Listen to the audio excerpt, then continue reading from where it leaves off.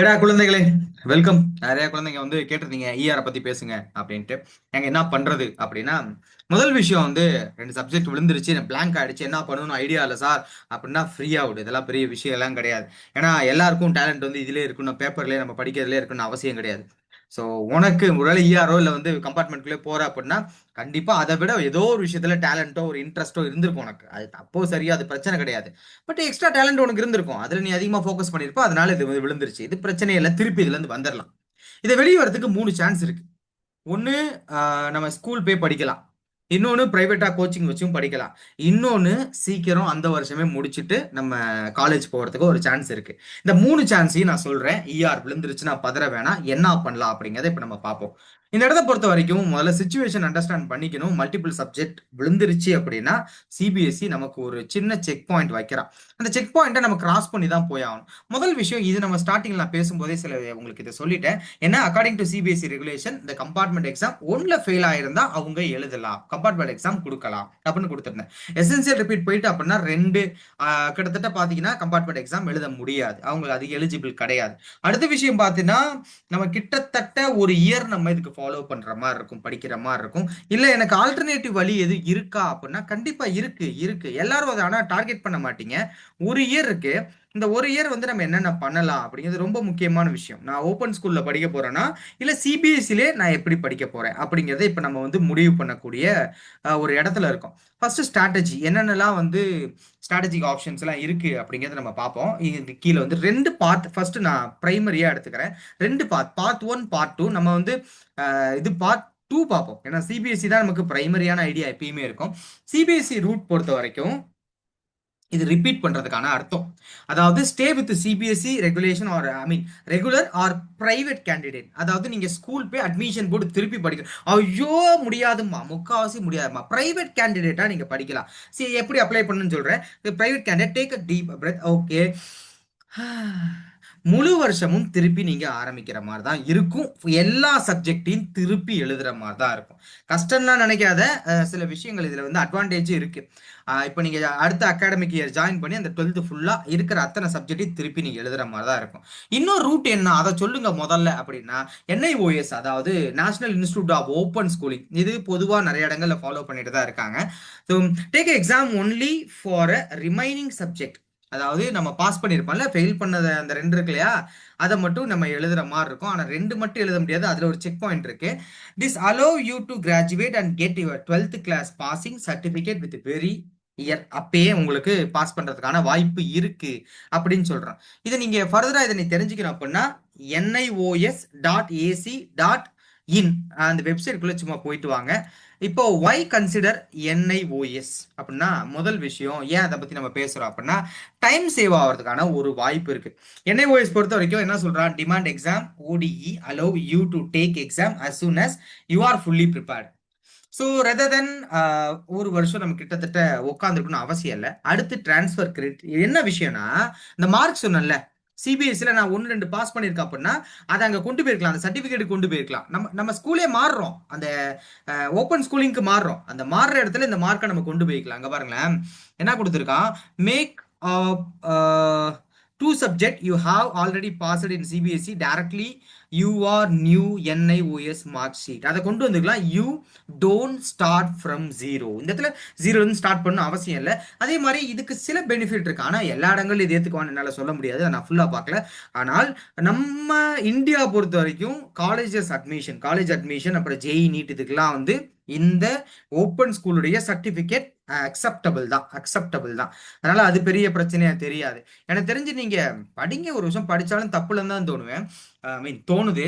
அடுத்து இந்த டிஓசி பொறுத்த வரைக்கும் how it works அப்படின்னா முதல்ல சொல்லிடுறேன், கவனிங்க. TOC is life line for ER students. If you passed 3 subject in CBSE but failed 2, ரைட்டா, you do not have to discard your hard work. அப்படிங்கிற பட்சத்தில் you can transfer the mark of up to 2 passed subject directly. அப்போ நீ 3 pass பண்ணியிருந்தாலும் 2 வந்து டைரக்டா உன்னுடைய open school certificate அந்த மார்க் ஷீட் வரும் இல்லையா, அதுல நீங்க அதுக்கு நீங்க டிரான்ஸ்ஃபர் பண்ணிக்கலாம், NIOSக்கு டிரான்ஸ்ஃபர் பண்ணிக்கலாம். You then select 3 subject. அடுத்து மிச்சத்துல 3 subject to sit through NIOS. ஏன்னா 5 சப்ஜெக்ட் இருக்கணும்ல மினிமம் நமக்கு சர்டிபிகேட்டை பொறுத்த வரைக்கும். அதனால தான் இதை கொடுத்துருக்கேன், வேற ஒன்றும் இல்லை. அப்போ விஷயத்தை நல்லா ஞாபகம் வச்சுக்கோங்க. நீங்க 3 எழுதி ஆகணும் அப்படிங்கிற ஒரு கட்டாயத்துக்கு தான் தள்ளப்படுவீங்க. ரிப்பீட்டிங் வித் சிபிஎஸ்இ, இந்த ஐடியா ஒருவேளை உங்களுக்கு இருந்தா, சிபிஎஸ்சிலே நான் ஃபாலோ பண்ற மாதிரி இருந்துச்சு அப்படின்னா, இல்லை எனக்கு தெரிஞ்சு பெஸ்ட்டாக தான் நம்ம வேலை வெளியே எந்த ஓப்பன் சோர்ஸையும் டக்குன்னு வந்து, ஏன்னா சர்டிஃபிகேட் சில இடங்கள்ல வந்து இது நாட் அலவுடு, இது வந்து நாங்கள் இது பண்றது இல்லை அப்படின்னு சொல்லிடுவாங்க. ஸோ ரெகுலர் கேண்டிடேட்டா இருக்கீங்க அப்படின்னா, get a readmitted to your school in 12th. You will attend the class daily, complete assignments, appear for practicals, theory exam, எல்லாமே வரிசை எல்லாம் பண்ணி தான் ஆகணும்.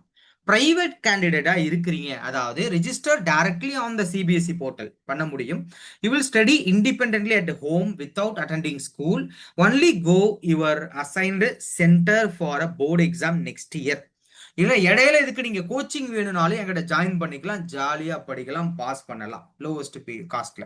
இந்த மேஜர் பெனிஃபிட் என்னன்னா, ரிப்பீட் பண்றது மூலயமா சப்ஜெக்ட் நாலேஜ் இன்னும் கொஞ்சம் அதிகமாகும். யோசிக்காத, ஒரு வருஷம் ஏன்னா நீட்டே 4 வருஷம் ரிப்பீட் பண்ணிட்டு இருக்கான். ஒரு வருஷம் உட்காந்து இங்க எக்ஸ்ட்ரா ரிப்பீட் பண்ண தப்பு இல்ல.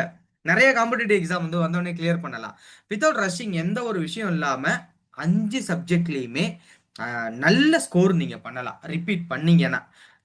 யா, அடுத்த விஷயம் வந்து பாத்தீங்கன்னா, கம்பேர் பண்ணுவோம். இந்த 3ஐயும் கம்பேர் பண்ணுவோம். என்ன மாதிரி அந்த என்ஐஓஎஸ் பிரைவேட்டு, அதே மாதிரி நம்ம ரெகுலர், 3ஐயும் கம்பேர் பண்ணுவோம். முதல் விஷயம் எங்கடா அது ஸ்கிரீன்ல ஃபிட் ஆகல, ஒரு நிமிஷம் இருங்க. இன்னும் கொஞ்சம் இந்த பக்கம் வந்துட்டா ஓகே. முதல்ல என்ன ஃபீச்சர்ஸ் பொறுத்த வரைக்கும், டைம் டேக்கன் இல்ல 2 to 3 month. ஓகேவா, 2 to 3 month நம்ம ஓப்பன் ஸ்கூலை பொறுத்த வரைக்கும். ரெகுலர் பொறுத்த வரைக்கும் கண்டிப்பா ஒரு அகாடமிக் இயர் நம்ம எடுத்தாகணும். அதே பிரைவேட்டை பொறுத்த வரைக்கும் அங்கேயும் ஒரு அகாடமிக் இயர் எடுத்தாகணும். உங்களுக்கு இதுக்கு ஓகேங்கிற மாதிரி தான் தெரியும், ஆனா conditions applied. Exam to take 3 subject நம்ம எழுதினா போதுன்னு சொல்லியிருக்கோம். 2 ஆல்ரெடி பாஸ் பண்ணியிருந்தா அதை நம்ம அப்படியே தூக்கிக்கலாம். அடுத்த விஷயம், இதுல 5 இல்ல 6 எல்லாத்தையுமே நீ எழுதி ஆகணும். ரெகுலர் பிரைவேட்லயும் 2மே எழுதி ஆகணும். அடுத்து ப்ரிப்பரேஷன் மோட் பொறுத்த வரைக்கும் செல்ஃபோ ஆர் கோச்சிங், இந்த மாதிரி என்ஐஓஎஸ் பொறுத்த வரைக்கும் போய் தான் ஆகணும். ஆமா, எல்லாமே படிச்சு தானே ஆகணும். இதுலயும் ரெகுலர் நம்ம ஸ்கூலுக்கு போய் உட்காந்துட வேண்டியதான். இந்த இடத்த பொறுத்த வரைக்கும் நம்ம கோச்சிங் ஆர் செல்ஃப் ஸ்டடி தான். இங்க இயர் சேவ்டானா அஃப்கோர்ஸ் இதுல இயர் வந்து உங்களுக்கு சேவ் ஆகும். இந்த இடத்த பொறுத்த வரைக்கும் இயர் உங்களுக்கு சேவ் ஆகும். இந்த இடத்துல நோ நோ நோ நம்ம அடுத்த வருஷம் படிச்சு தான் ஆகணும். பயப்படாத அப்படி நான் சொல்றேன்ட்டு. ரொம்ப முக்கியமானது இந்த பர்ஸ்பெக்டிவ் தான். என்ன மாதிரி உங்களுடைய எண்ணம் இருக்குங்கிறத. ஏன்னா டக்குன்னு வந்து ஐயோ நான் வருஷம் டக்குன்னு வேஸ்ட் ஆகிடக்கூடாது, நான் டக்குன்னு ஓடிடுன்னு நினைப்பீங்க. அப்படி கிடையாது. Reality is different. போயிட்டு 5 வருஷம் 6 வருஷம் டிகிரி முடிச்சுலாம் உட்காந்துருக்கிற நம்ம தெரிஞ்சவங்க நிறைய பேர் இருக்காங்க. அவங்களுக்கு ட்ரீம் இருக்கும், okay, but it takes some time எல்லாத்துக்குமே. அதனால நீங்க அவசரப்படுங்க. பாரு, இந்த வரி இந்த ஹென்ரி ஃபோர்டுன்னு ஒருத்தர் சொல்லியிருக்காரு, ஃபெயிலியர் இஸ் ஆன ஈவெண்டா, நாட் அ பர்சன். தோக்குறது ஆள் கிடையாது, அது ஒரு ஈவெண்ட், ஒரு moment. It a simple and opportunity to being again, இன்னொரு திருப்பி வரக்கூடிய, திஸ் டைம் மோர் இன்டெலிஜென்ட்லி. அப்போ இன்னொரு ஆப்பர்ச்சுனிட்டி தராங்க, அவ்வளோதான். இதை நீங்கள் எப்பயுமே மண்டையில் வச்சுக்கோங்க. வச்சுக்கிட்டே பிளான் பண்ணுங்க. பிளான் பண்ணிட்டு என்ன பண்ணலாம் அப்படிங்கிறத தெளிவாக மூவ் பண்ணுங்க. பேரண்ட்ஸ் பேசுங்க. பேரண்ட்ஸும் யாருமே வந்து ரொம்ப இதெல்லாம் எடுத்துக்காதீங்க. ஏன்னா எவ்வளவோ பசங்க வந்து இந்த மாதிரி ஸ்டெப் பை ஸ்டெப்பாக சில விஷயங்கள் ஃபெயிலியரை ஃபேஸ் பண்ணுற பசங்க திரும்ப திரும்ப திரும்ப லைஃப்பில் பெரிய பெரிய இடத்துக்கு வின் பண்ணுறான். எழுதி வச்சுக்கோ. இதில் இப்போ இந்த வீடியோ பார்த்த முக்கால்வாசி பேர் என்ன ஆவான், நான் ஃபியூச்சரில் பெரிய பெரிய அரசியல் தலைவராக ஆவான், பெரிய பெரிய பிஸ்னஸ் மேன்ஸ் ஆவான் எல்லாம். ஏன்னா இது உனக்கு தெரியுது, டைமோட இம்பார்ட்டன்ஸ் இனிமே தெரிய வரும். இவ்வளோ நாள் ஜாலியாக சுற்றிருக்கலாம், பட் இனிமே தெரிய வரும். இந்த 2 வெப்சைட்டுமே நான் கொடுத்துருக்கேன், ஓப்பன் ஸ்கூல் வெப்சைடும் அடுத்து சிபிஎஸ்சி வெப்சைடும். என்ன பண்ணலாம் அப்படிங்கிறத டக்குன்னு முடிவெடுங்க. இதுல வேற எதுவும் ஸ்டெப், அந்த ஓப்பன் ஸ்கூல் எப்படி அப்ளை பண்ண என்ன எதுனாலும் எனக்கு கமெண்ட் செக்ஷன்ல கொடுங்க, நான் உங்களுக்கு வந்து அந்த வீடியோ போஸ்ட் பண்றேன். Thank you so much, all the best, stay confident. எப்படி இதை க்ளோஸ் பண்றதுன்னு எனக்கு தெரியல, இருங்க வரேன். கண்டுபிடிச்சிட்டேன். Thank you thank you thank you.